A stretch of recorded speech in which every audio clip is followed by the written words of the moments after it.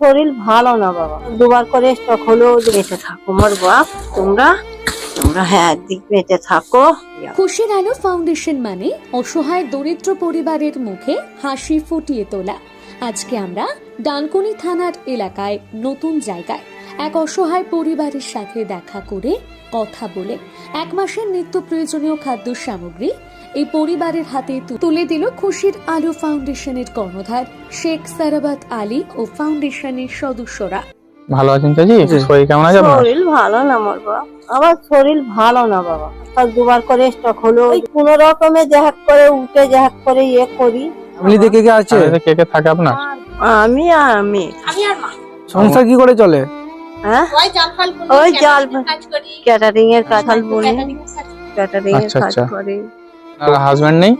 না, স্বামী নেই? না, মারা গেছে কি করে? অসুখ করে ছাড়। আচ্ছা, এটাই কি আপনার বাড়ি? এইটাই বাড়ি। 1 মাসের এখানে রেশন দেওয়া আছে। এখানে 26 কেজি চাল আছে, ওখানে তোমার আটা আছে 10 কেজি, তেল আছে।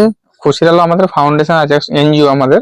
যতটুকুন পেরেছি আপনাদের জন্য 1 মাস এনেছি, আরো যেন আনতে পারি। ফের পরে আসবো আমরা ফের। ভালো থাকবে ভাই, আল্লাহ ভালো থাকবো বাবা। আপনি খুশি তো? হ্যাঁ খুশি বাবা।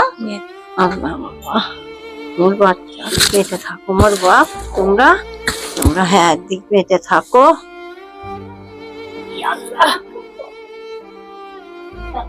আসছে? হ্যাঁ যাও মোর বাপ, সাবধান হয়ে যাবে মোর বাপ।